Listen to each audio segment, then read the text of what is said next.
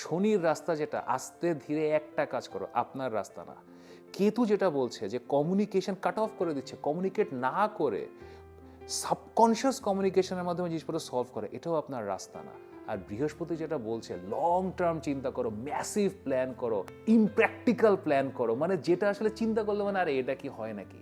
সেই সবই হচ্ছে আপনাদের চোখে দেখা বিপদ। কিন্তু এখন সৌভাগ্যটা কি জানেন, সেটা হচ্ছে এটা আপনারা, এটা মিথুন রাশি, মিথুন লগ্ন, এটা অন্য কোনো রাশি হলে তারা এগুলো ম্যানেজ করতে পারতো না। কিন্তু আপনারা মিশ্র রাশি, আপনারা দ্বি স্বভাবের রাশি, আপনারা এমন রাশি যে আপনারা সিচুয়েশনের সাথে সাথে নিজেকে বদলাতে পারেন যদি আপনারা চান। 2026 আপনাদেরকে চিন্তা করতে হবে কি যে এইভাবে এখন করতে হবে, এটাই সৃষ্টিকর্তার ইচ্ছা।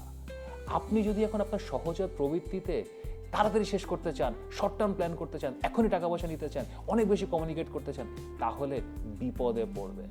কিন্তু যদি আপনি শনির রাস্তা, কেতুর রাস্তা, বৃহস্পতির রাস্তাটা বোঝেন, এইভাবে নিজেকে মোল্ড করতে পারেন এবং লং টার্ম প্ল্যান করেন, বোরিং কাজ দীর্ঘদিন ধরে করার জন্য রাজি থাকেন, তাহলে ইউ হ্যাভ নো আইডিয়া দ্বিতীয় ঘরে বৃহস্পতি যখন তুঙ্গে যায় সে আপনাকে কোথায় রেখে যাবে 2026 সালে।